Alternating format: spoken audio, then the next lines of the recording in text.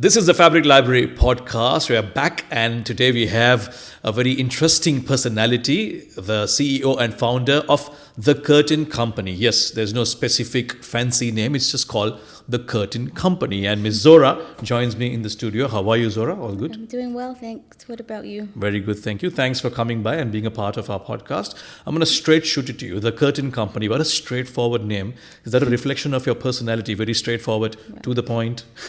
I think it is actually, but I've never thought of it like that. Okay. Yeah, I like that. It is what it says on the tin. What inspired it? Like, why did you just want to name it as it is?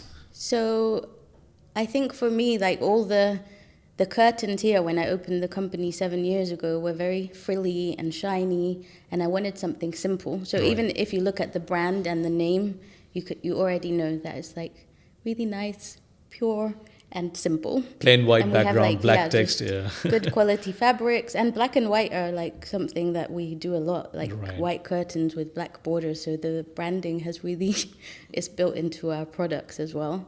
But yeah, I just like that it was simple, clean, and it says what it is. Although now we make rugs, we make furniture. So that's how you all start, and then you have to diversify. Yeah. So very minimalist, like black, white. I think the Middle East in general is moving towards that trend, isn't it? You've been in Europe a lot. Yeah. We'll get to that.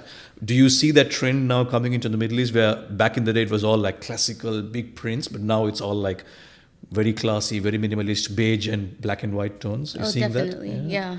I think people are growing more towards that, and even when we work with local clients, they travel to Europe a lot, and they love that minimalist style, and they just appreciate good quality and simple fabrics.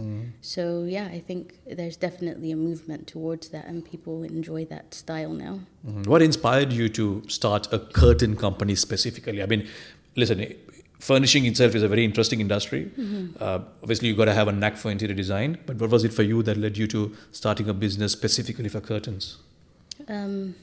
It wasn't so much inspired; it was forced. Okay, that I'd like to hear. No, not forced exactly, but it was my friend's idea. Okay. So I opened this company with him, and we both had curtains made at the same time that were terrible. And he said, "Why don't we open a curtain company?" And I was like, I don't even know how to tell them to fix them. I don't know anything about curtains. So I was like, no, I won't do it. And then I went traveling for a few months, and everywhere I went, I was like, wait, everyone needs curtains and blinds. So I went back to him, and at that time, I had a PR and social media agency. That's what I did before. And I said to him, I'll be a 50% investor, and I will only do the marketing. That will be my role. I'll create the brand and everything, but yeah, I'm in. And so we created the curtain company, and we were supposed to have somebody else operating it. Right. But I ended up stepping in. So, and I bought the company from him a year later, because sadly he had to go back to the UK. Right. But yeah, we're still great friends, and we always joke about it. Like he forced me to do it, and now it's mine. Well, fantastic.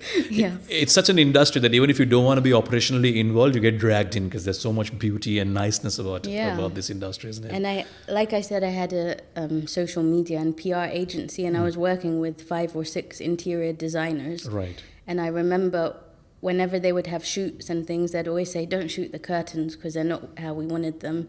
We were like, okay. There's a gap in the market. Yeah, there's something happening here. Yeah. So I did sit them all down and say, if I open a curtain company, will you buy from me? And they agreed. So I was like, okay, I already have confidence. I have like a customer already.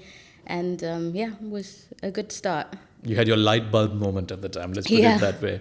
You said your friend was from the UK, which means you were also in the UK before you started this whole thing in Dubai. You said first in PR, and then what about before that? Let's go back to what you were doing before that. So I was a singer.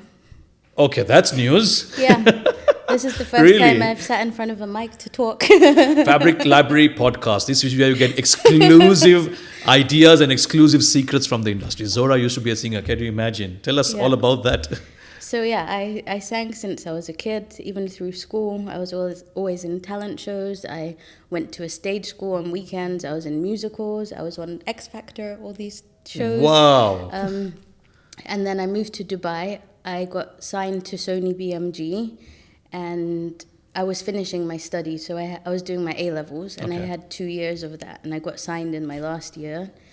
And Sony BMG here was really tiny. It was literally run by 2 people, and I had this dream always to be signed to them because it's Beyonce's label at the time, and it didn't mean the same thing here. So I was invited as an artist to be interviewed for a magazine. Right. And the lady who interviewed me owned the magazine, and she was like, you know what, I like you, why don't you work with me?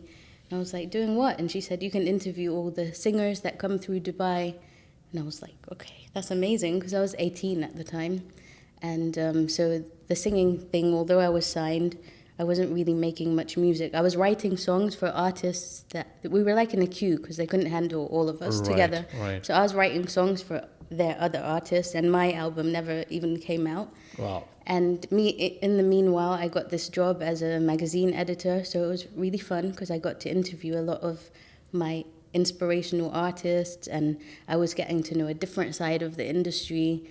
And so I started a career in journalism there. Wow, at least that's something we have in common now. Yeah, and that was super fun, but very tiring because it was a music magazine, so in the music industry, and we had to go out a lot and then still be at the office early. And after about a year and a half, I got signed to a label in New York. They found me on YouTube, so I moved to New York.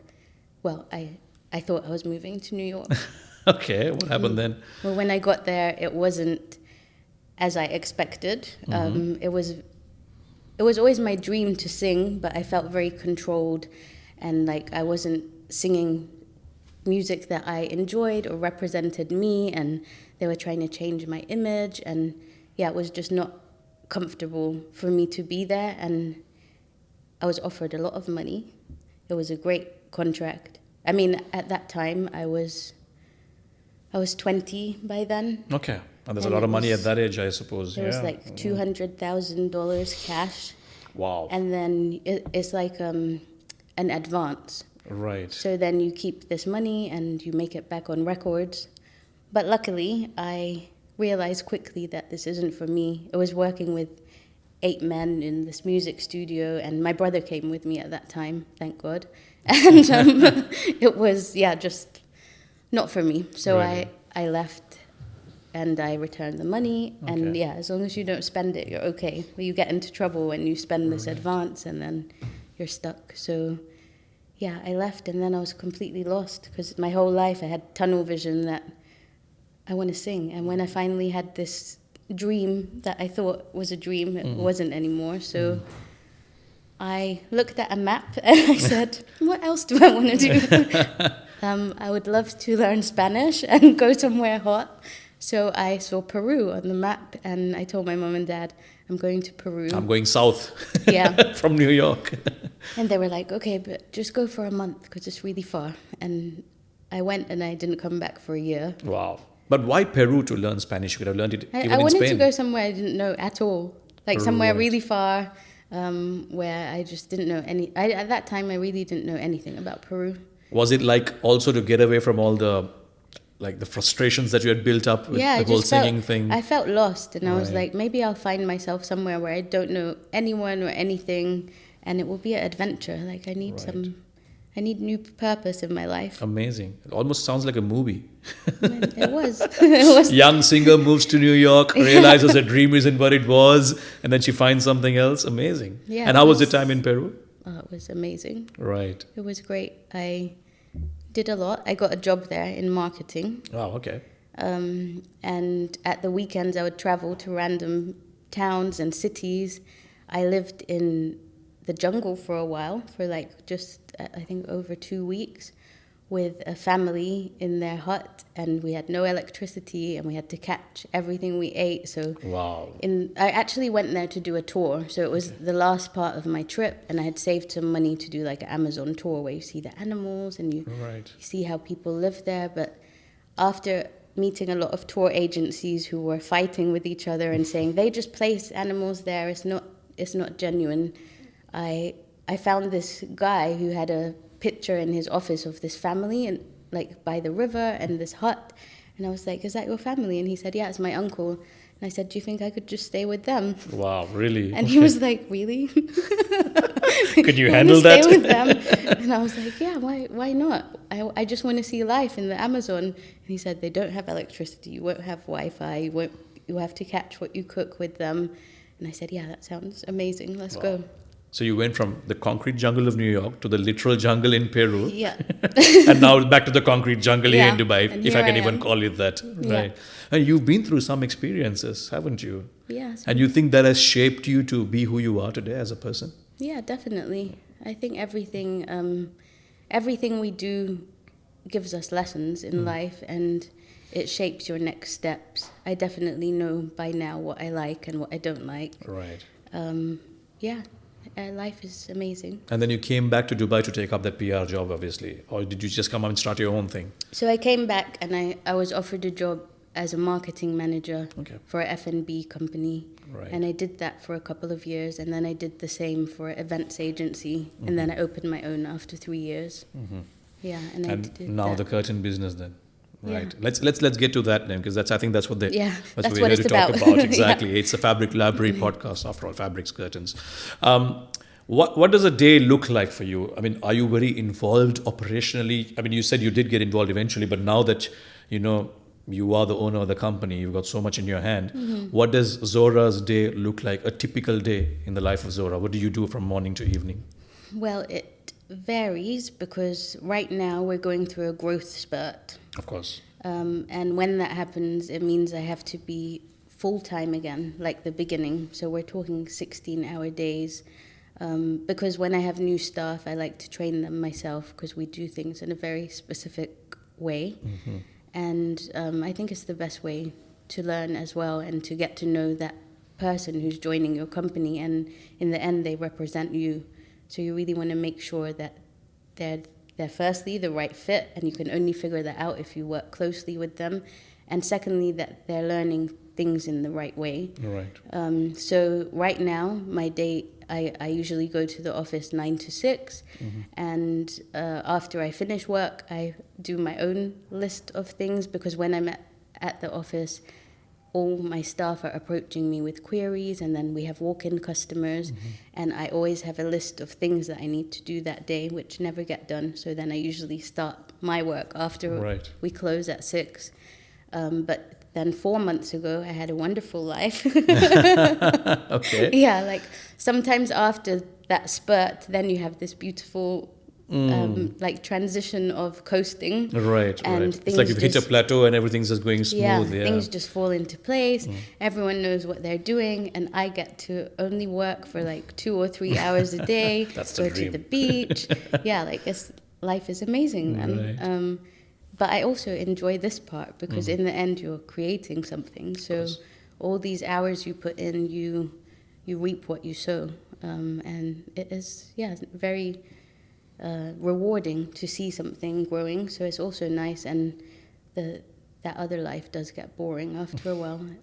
You have to work to feel the benefits of luxury, Of course. leisure. So see, when you're running a business, like you said, there's always going to be the fluctuations, the up and down moments. But what about when you were setting up? What kind of challenges did you face in setting up, starting this whole company from scratch? And of course, you also would have had to learn the whole curtain business, because it's not something you can just start and, start installing curtains in people's places.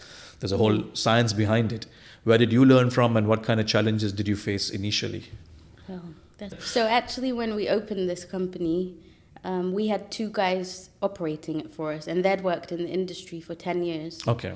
And we offered them a profit share. And after about 6 weeks, they ran away with our money. Like ran away, literally? Yeah, literally fled the country. Wow. All that 10 years of experience. Small amount of money, by Okay. the way. It still doesn't make sense to me why this happened. Wow, okay. But now it does, because I was supposed to step in. Right. I think the universe is preparing you for it. Yeah. And so at that time, we didn't have anyone operating the company, because my business partner at the time was working in a very high position in his job, and there was it was never going to be him to be operating this company. And so at that time, everything was going digital as well with marketing, and I was really working in print media with editors and things. So I was like, you know what, this is a good time for me to step in.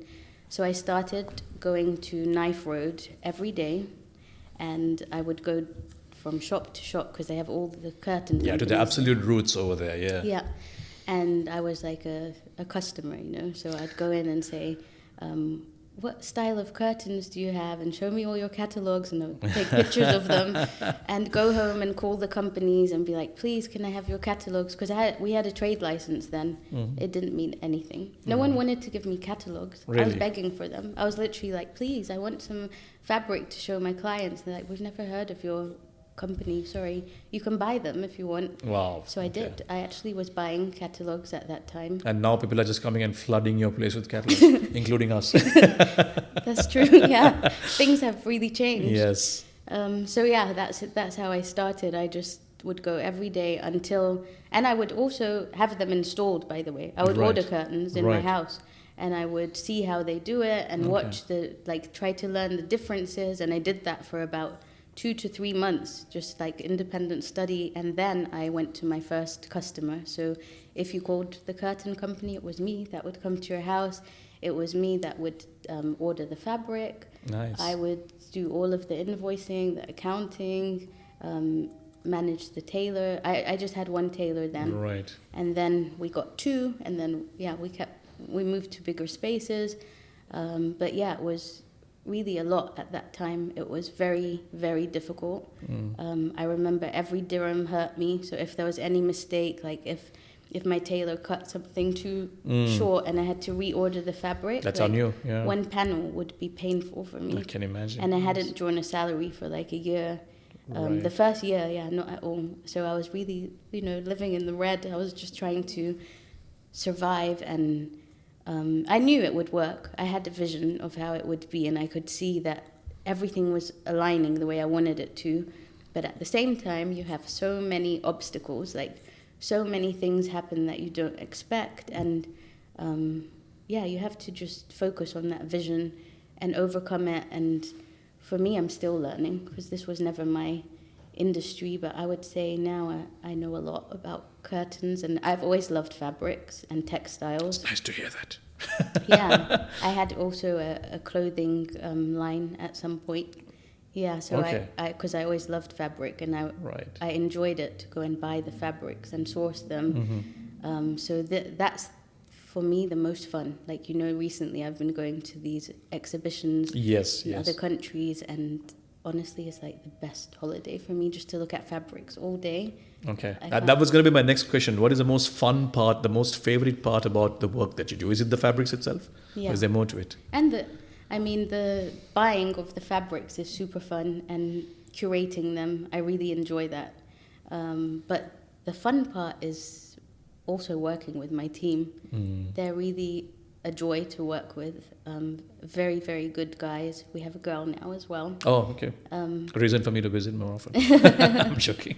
Yeah, so they're honestly an amazing team, and watching every day their skills grow, because we always push ourselves to try new projects and to learn new things. So it is fun just watching the growth. I enjoy that part. I've seen you on your Instagram. You regularly take them out for dinners. Recently, you guys went on a yacht party and all of that. I think you like that, don't you? Just keeping them inspired and, happy at the workplace. Yeah, so it's definitely the most important thing to me, actually, that everyone's happy at work, and that they experience life the way it should be lived. Because I feel like here, a lot of people come here with the promise of this job, and then they're treated like slaves, and it's so sad. There's people who work 12 hours a day. Tailors, they actually come to my shop all the time asking for a job, and the salary they ask for is unbelievable. Unbelievably low. Yes. Like, you cannot imagine that someone actually accepts that kind of amount. Yeah, not even accepts. That's their dream. Like, they want this amount of money. Like, they're happy with it. Yeah, and I think it's important that people stay inspired. So my team, they're rewarded all the time. When their skill set grows, they get increments, they get promotions. I love to take them on experiences. We went to Oman last year, and we did like a day on the Dow, and we went. Oh, in Musandam up. Okay, Yeah. that's a beautiful place. I've been. Yeah, we went snorkeling, and they saw dolphins. And one of the guys, he was crying, and he was like, "It was always my dream to go on a boat, and I never thought I'd do this." Wow. So it's amazing. Like these guys are just the best. No, I'm telling you, it's moments like this that really give you that contentment thing. You know, you're not just making money off a business, but you're actually adding value to people's lives, isn't it? Yeah. And it can be such a game changer in the way you look at things. It is, and it's been a big lesson for me because, like I said, you face so many obstacles, and they are actually now what motivate me. Like in April, we got flooded, and it was really bad. We just had a fit out, and I didn't have insurance. Wow, okay.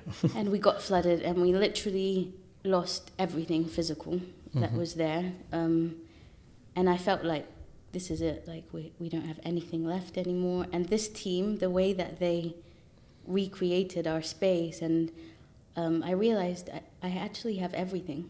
Like, all the things that got flooded, I didn't have them a few months ago. They were all new. And the only thing that matters in this company is the team. Right. Because they are the creatives. They are the ones who build everything with their hands. And the catalogs can be replaced.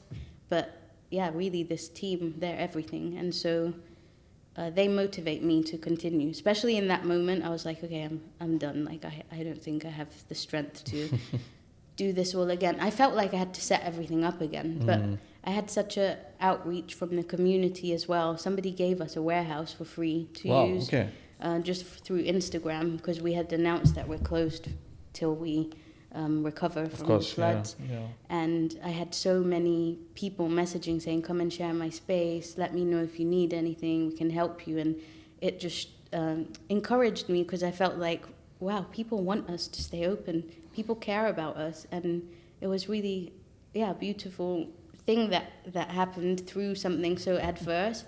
And the team is really what kept me going. You know, those floods, honestly, for me, showed that Dubai isn't what people make it to be. There, everyone's just on their own. There is a very compassionate side to people that you really saw when those floods came in. You know, everyone helping each other out. Whereas we come here from so many different nationalities, so many different cultures that we don't even relate to each other. But still, in terms of disaster, in terms of difficulty, just that human bond alone is enough. You're in a tough place, come let me help you. Yes, and in that, I think I can see that you're showing that compassion with your people as well, which is why they obviously helped you restructure so easily as well. You didn't feel it so much.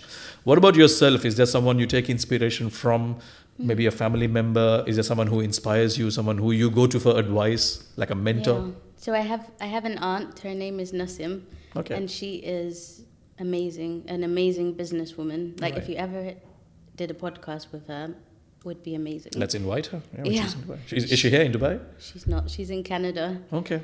All right. But her and my dad's brother, so my uncle, they're business partners. Okay. And they came to the UK in 1972 as refugees from Uganda. And they didn't have even shoes on their feet. Like my aunt was telling me the story, how they used to try to get money however they could, take any job, and they would go to these markets and push the trolleys to people's cars and just accept like tips. Wow. Okay. And then one day they were going home on the train, and my aunt said these kids were laughing at them because she didn't have shoes on. And she said to her two brothers, they were super young at this time, teenagers, and she said to her brothers, no one's going to laugh at us again. Let's make something of ourselves. We will put our money together, like whatever jobs we do, and we'll create something. And after I think it was 10 or 15 years, they really did that. So all those years they worked, and then they put their money together and they invested in a business in Tanzania, and they still have their businesses there now. And she is always the driving force. She's the one who says, let's do this. This is a good idea. And she has many things of her own, but whenever I need help, she's the person that I call. And many things that I've implemented in my business is rules that she's given me. Like, if you do this, you'll always do well. Or, she has these rules that they're like magic, gold dust, you know. And if I stick to what she says, it helps me. Shout out to Aunt Nasim. Well done. Yeah. You've kept You're Zohra amazing. going. Yeah, you have. You spoke about family. What about family? Have you got family here in terms of? So, I moved here with my mum and dad in 2004. Okay, that's a long time ago. Yeah. 21 years. Okay. And they have moved back to... My dad still works in Tanzania, but he's back and forth. Okay. And my mum has moved back to London since, but she's also back and forth. Like when my dad's here, she comes. And I now have my brother, Okay. who joined the curtain company recently. Oh wow. Okay. he So it's a moved- family business now. Yeah, he moved here from London. Right. And so I have him here now permanently. Okay. Well, he doesn't like me saying that. He hasn't accepted it yet. But yeah, I think people come around to Dubai eventually when they get used to the convenience of life here. Yeah. Don't they? No, How have you found living here? How would you put it simply? Life in Dubai. Life is a holiday. I think that's a nice way of putting it. Actually, yes. Yeah, it's nice. I do feel when I'm having those Good coasting moments, periods. yes. And it's not a holiday for everyone. There's another spectrum of people for whom it's a struggle. But Of course. you're right. In general, yes. Yeah. No, and I yeah. mean, even for me right now, I'm just working, but I know that I'll have months of struggle or months of working very hard, long hours and long days, but it will pay off, and then I'll have a few months where I can relax and enjoy life in Dubai. But it's a city of opportunity. It really is the land of opportunity. I mean, I created a curtain company that, like, I had no idea about curtains, and a successful company now. And I don't think I could do the same in London. I think Dubai offers so much to people, and it's such a unique place because of that. And whatever you want to do, if you're willing to work hard, I think here is the place you can make it happen. 100%, 100%. You know, you've been through so many experiences, from the UK to New York, even before that in Dubai, signed up by Sony, and then all the way to Peru, lived in a jungle, then in Dubai again. Different cultures, different experiences, different ways of living. Now, doing what you're doing, let's look at the future. Where do you see yourself going? Where do you see the curtain company going? And then, is there a legacy that you'd like to leave behind? Like, if I were to talk about Zohra in a public space, what would I be saying about Zohra? What would you like to be said about you? I know that's a very rounded question, but give it a thought. How would you like people to know Zohra as this dashing entrepreneur who can sing? And by the way, I need a copy of the CD if you still have it. Yeah, I don't know. I think the most important thing to me is to be remembered as someone kind who gave back to people, somebody who made a difference to your life. If you met me, like someone you will remember, I think that's legacy for me. Not necessarily measured by your success, or is to do with the way you make people feel. I think that's important. Of course, that's very nicely put, very summarized in the way you say that.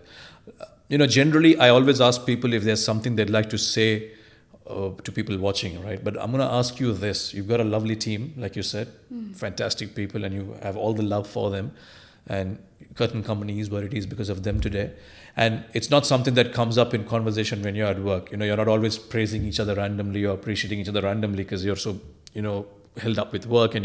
But is there a message or something you'd like to say to your team in a way of inspiring them or thanking them? This is the moment to do it, I think. Yeah.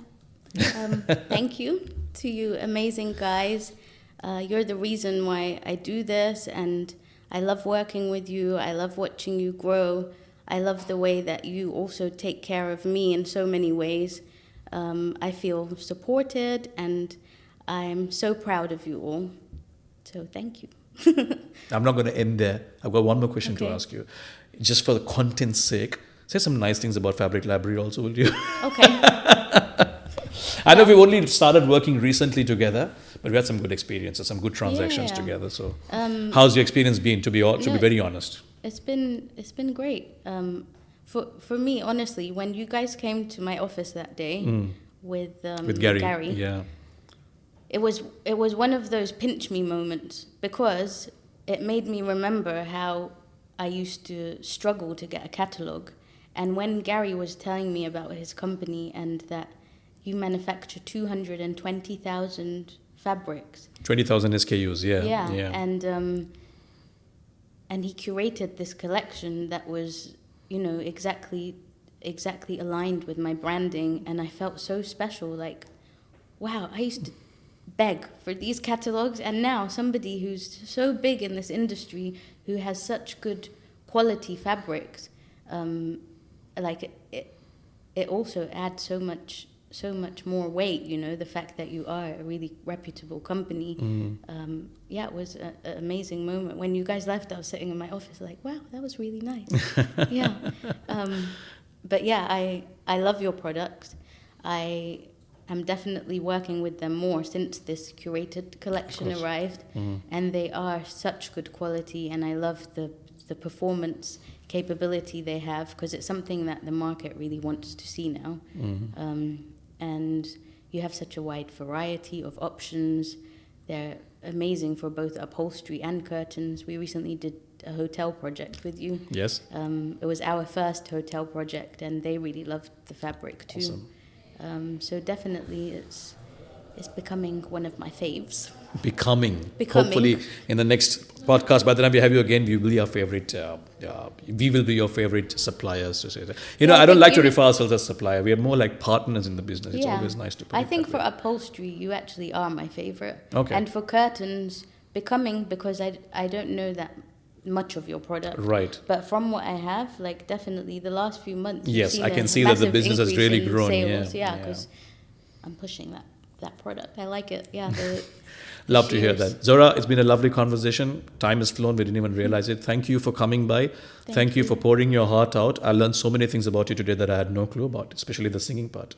I'm not going to ask you to sing. No one. We'll save that for another day. But listen, thank you very much. It was a pleasure. Thank you so much. Thanks for having me. Zohra from The Curtain Company on the Fabric Library podcast. We'll see you on another one next time. Until then, ciao, ciao. Bye.